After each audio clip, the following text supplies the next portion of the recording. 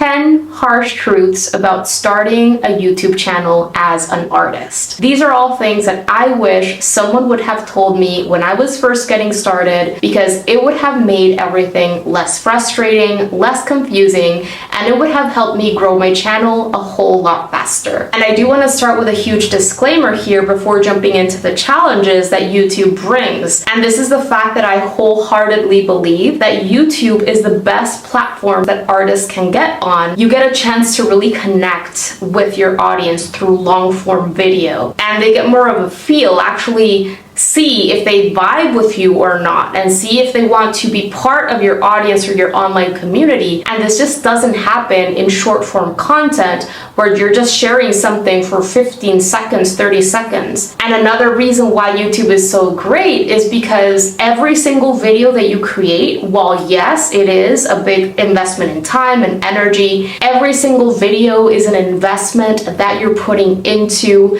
the internet so that you can get found more easily. And if you do videos right, you're creating this evergreen library of content for people. Sometimes videos from 2 years, 3 years ago are getting picked up and getting new people to find you. This just doesn't happen on social media platforms like Instagram, where you have to continuously, every day or several times a week, create new posts or reels or whatever it is, because everything is super immediate. And if you don't continue creating, people are going to forget about you or leave. When it comes to YouTube, you can set a pace that is realistic for you, and as long as you stay consistent and continue creating videos over time, you're adding to this amazing library of content that is going to get you found more easily and is going to slowly but surely start expanding this beautiful audience of people that are actually people that you would want to sit down and have some coffee with and chat with. Starting my art YouTube channel has been the best thing that I have done to grow my online art business, and it has changed my life. Even though I don't even earn very much from YouTube at all, it's because of YouTube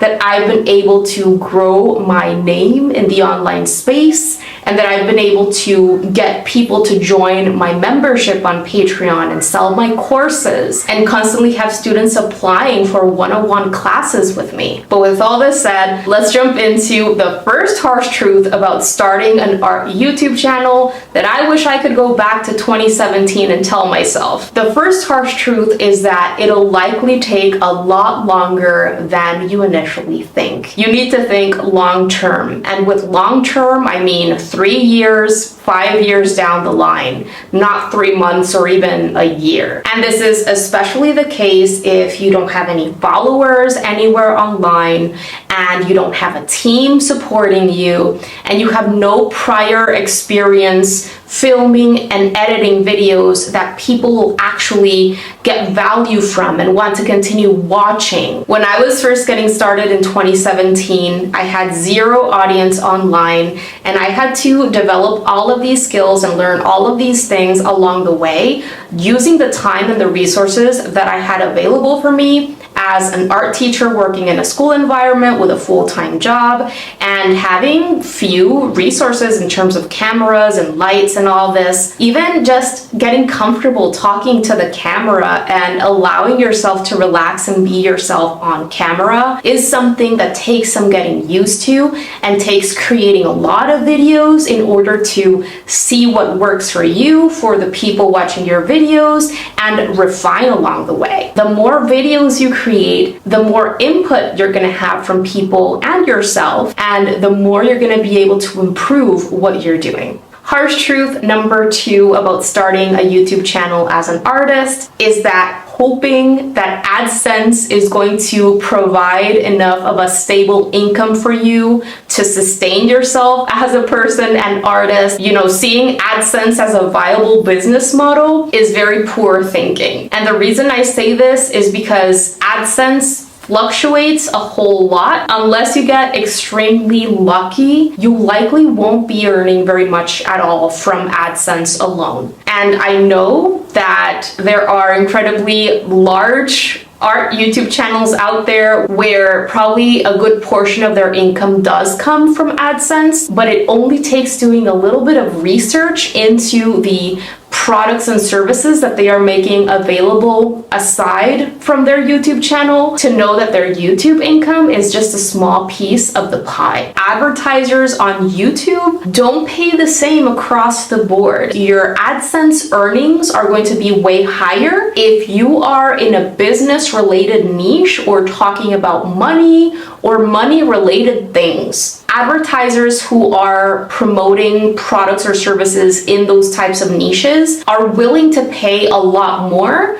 than niches where people are not spending as much or are not willing to buy products and services as easily. I'm gonna get super vulnerable here and share what I actually earn from YouTube, and I will do some research to see if I can actually share my screen with you and I won't get demonetized. I can try to create a whole video for you later sharing my analytics and stuff like that if there is enough interest. But I have been creating videos since 2017. I got monetized a little over a year after having started, and I have been incredibly consistent with sharing one video every single week since then, except maybe a couple of weeks where I delayed my video 2-3 days because I was sick. My highest earning month in YouTube has been like $80, and that was years ago. I am lucky if I earn $50 from YouTube a month, and some months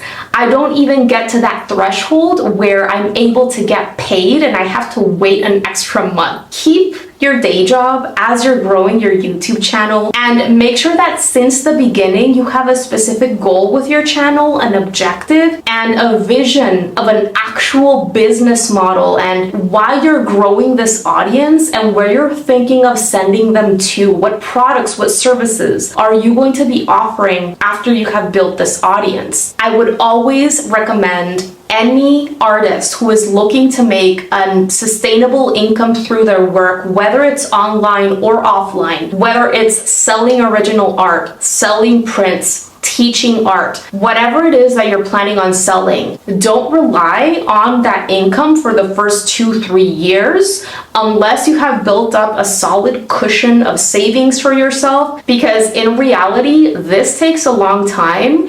And unless you get lucky for some reason, and as I said, you have help, you have expertise in certain areas, you're a very likable person, you know how to talk to the camera, and you know how to provide a ton of value for people, you'll likely grow very, very slowly. Harsh truth number 3 is that more subscribers don't necessarily mean more sales or more income coming your way. I was able to replace the income that I was making via my last regular full-time job 4 years, I think, after starting on YouTube, and with a bit over 10,000 subscribers. The key here is to have a strategy. Understand that you are having a YouTube channel and you're creating these videos for a specific reason, and it should go hand in hand with the products or services that you are thinking of offering down the line. And I've talked about this in other art business videos as well. Things like having an email list and having a website, actually have a personal hub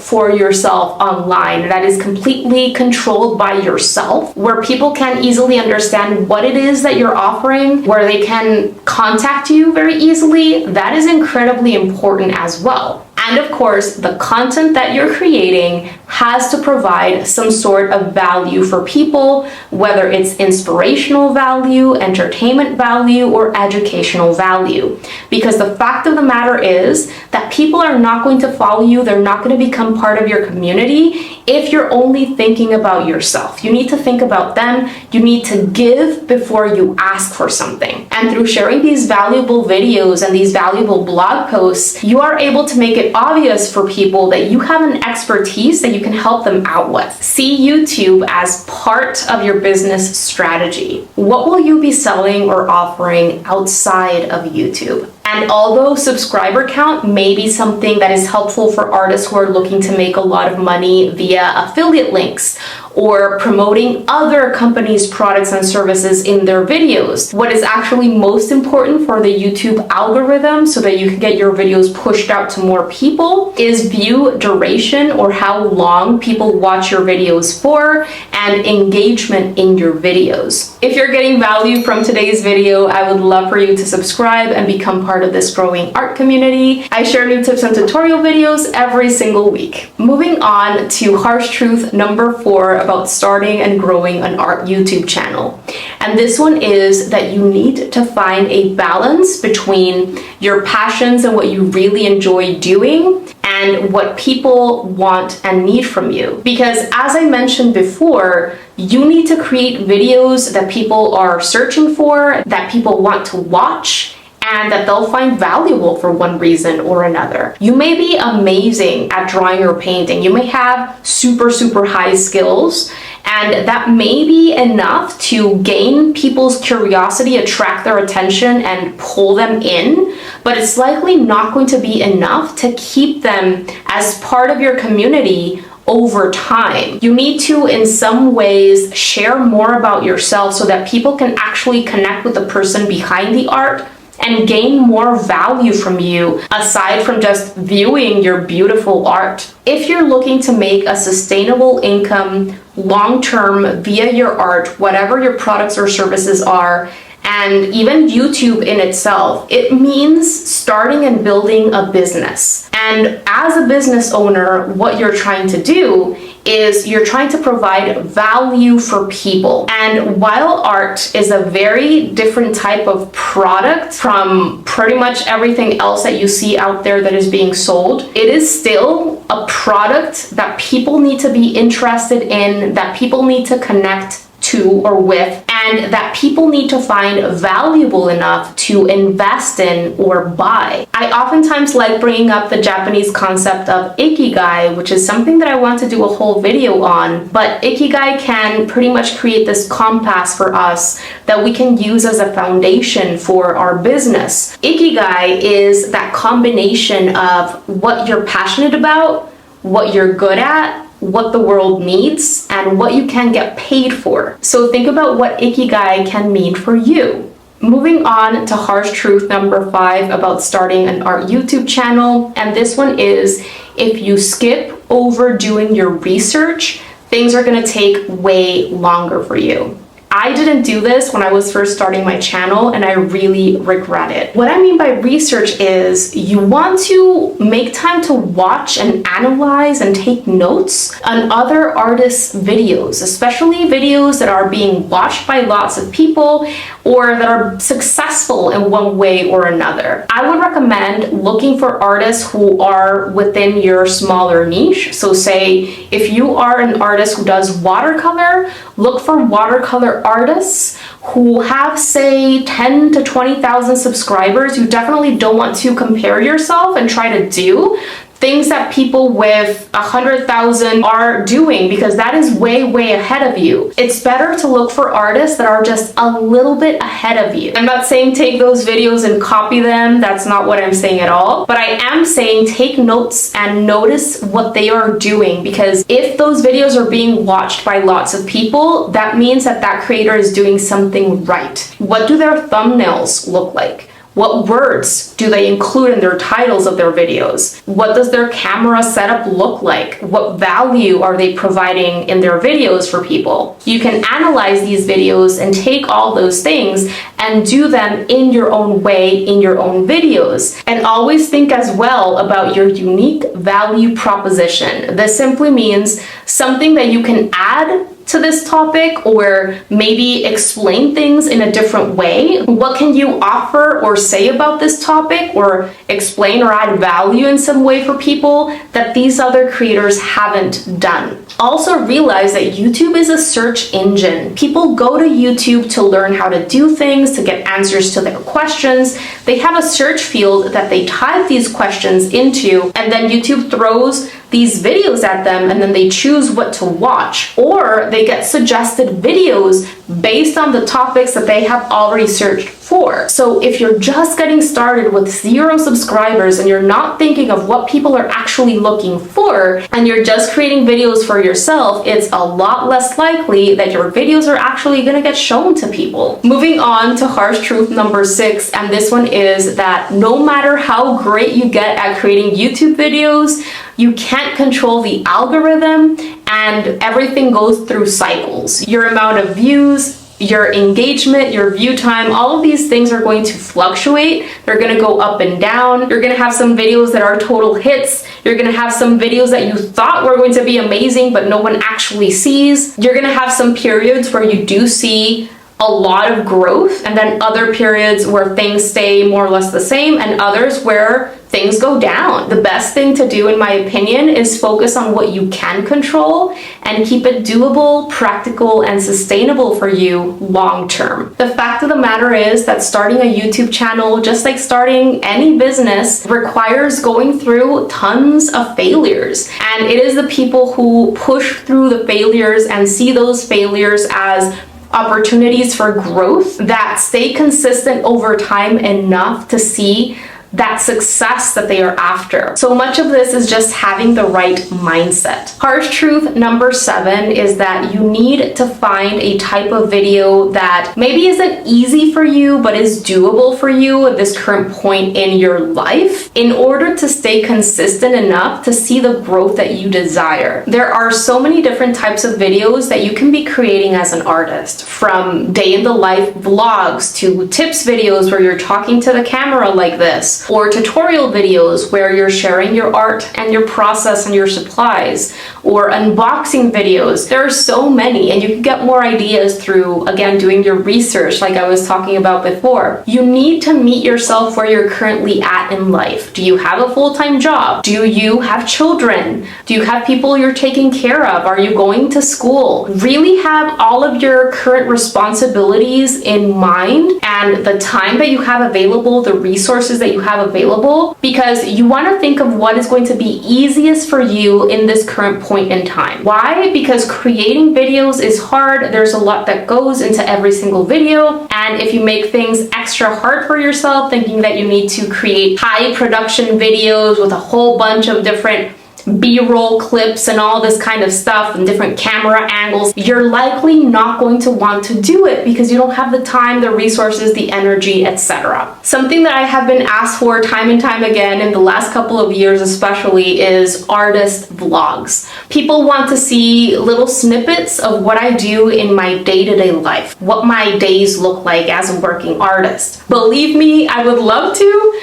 Maybe if I were making more from YouTube and I could stop doing other things that I'm doing for an income, maybe I could. But the fact of the matter is that I need to meet myself where I'm at. Right now, most of my working time goes to teaching classes, filming tutorials, editing videos, writing blog posts, writing emails to my art email insiders. All of these things take a lot of time, and I am just one single person, and I cannot compare myself to artists who have another person helping them and filming them throughout the day, or helping them edit videos, because I don't have anyone helping me, it's just me. As a solo business owner who hasn't yet reached her financial goals to be able to pay someone to do some of the work for me, I have limited time and energy, and I need to focus that time and energy on the things that have already shown to be working, that people have already shown interest in, and growing and improving those products and services so that I can build a solid business for myself that is going to sustain me over time. Once I have reached my financial goals, I can think more about creating art just for myself and selling that art, etc. But right now, in my current financial situation, and this is the reality, I need to be making money in order to pay the bills and put food on the table and just take care of my basic needs. I need to make things easy for myself, easy to produce, easy to edit, because my time and energy are distributed among a wide range of different activities and responsibilities that I need to do during the day. Make things as easy as possible for yourself and use what you have. Harsh truth number 8 about starting a YouTube channel as an artist is that oftentimes those suggestions and advice provided by marketing gurus, they don't really apply in the same way for artists and creatives. Just as an example, something I have often heard being suggested by YouTube specialists is producing and sharing 2 to 3 videos a week if we're really looking for faster growth. To me, that sounds completely unmanageable because I'm often creating extra videos for my membership, I am teaching classes, I am creating art, and creating one single video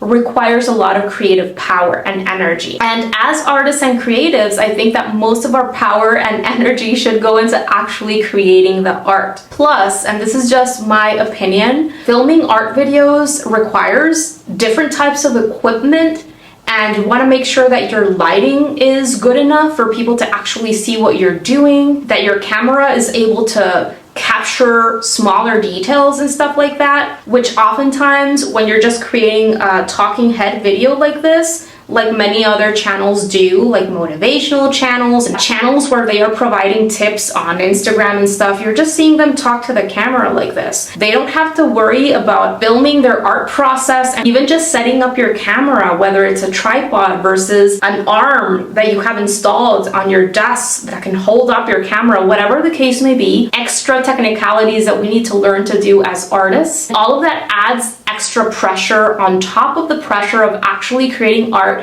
that is at least good enough for people to learn from and want to see. What I would recommend is finding a pace that works for you. If it's 1 video a week, do 1 video a week. If it's 1 video every 2 weeks, do that. But stay consistent over the long run. And if down the line you have more time, then consider adding in another video into your video making schedule. Stick to a pace where you'll be able to create videos that are quality videos, and I don't mean perfect videos where the video and audio quality is spotless. My videos in the beginning were horrible. I had horrible lighting, horrible audio, quality in the sense that you have given thought to what you're going to be talking about or sharing, and it's going to be helpful for your viewers in some way. Put it out there. 85% good enough is good enough, and you'll continue improving over time. Moving on to harsh truth number 9, and this one is that you will experience burnout from time to time. This is inevitable. Creating art in and of itself requires a lot of energy, a lot of focus, a lot of grit.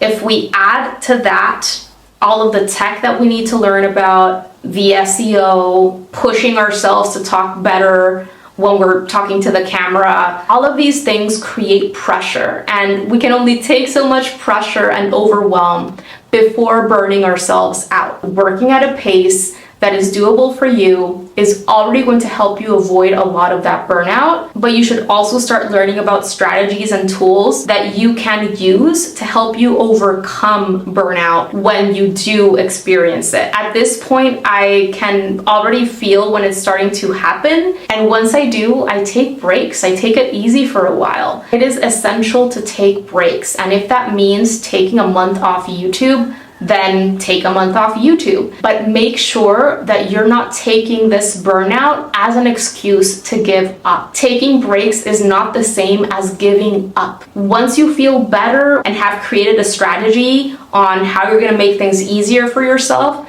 jump back on the horse and get right to it. I do have a video that I shared a while back where I explained the difference between art block and art burnout, and I'll make sure to link to it below because it includes practical tips that will help you avoid and overcome these common struggles. And finally, harsh truth number 10 is you will have trolls.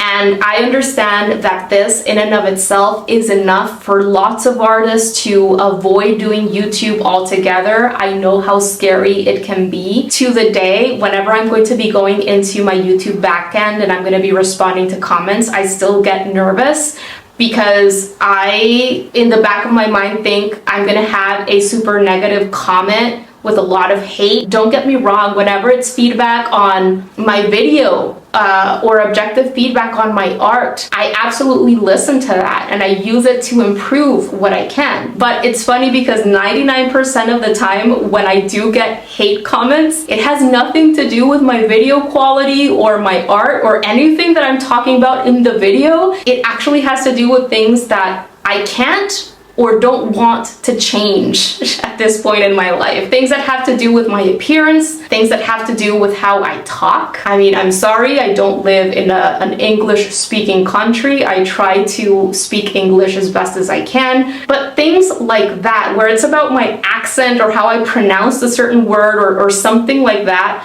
where I'm almost 40, I'm not gonna change how I speak, you know? And I don't know why people feel the need to leave those kinds of comments. If people are just not vibing with you, then they can just leave. You're not for everyone. And those kinds of comments, whether they are just hate, and it has nothing to do with what you're sharing, or whether it is constructive critique on your videos or your art, they shouldn't be a reason for you to not create art and not share it with the world. So many more positive things can come from you sharing your art than from you just staying silent or keeping your art to yourself. Art is meant to be shared. We create art to connect with others, or to bring light to others, or to bring truth to others. And if you don't share it and you keep it to yourself, you're not going to give those people that would connect with you and your art the opportunity to get to know your art and to get to connect with you. And for me, those positive comments where people tell me that I have helped them overcome a certain struggle that they have had as artists, or have helped them understand some little thing about drawing or watercolor painting that has finally helped them improve their art, those comments mean the absolute world to me, and they are why I continue doing what I'm doing and why I continue putting in this work. I need to focus on the positive things that can come through this work. Not everything is going to be super easy. As I said, you're building a business. You're gonna have to do things that are hard, that require stepping out of your comfort zone. But this is a beautiful journey of growth and self-development. And you're going to learn so much about yourself. You're going to learn that you are much stronger and capable than you know. And you're gonna become a better person, a better artist, through putting yourself through this process. Trolls and naysayers, they don't matter. They're just a teeny tiny minuscule part of this beautiful journey and these beautiful things that you have to gain. If you're an artist and you're just getting started with planning and building your art business, and you're looking for some guidance and clarity so that you can know what to do when, I would highly recommend checking out this video where I share my 8-phase roadmap to start and build a successful art business.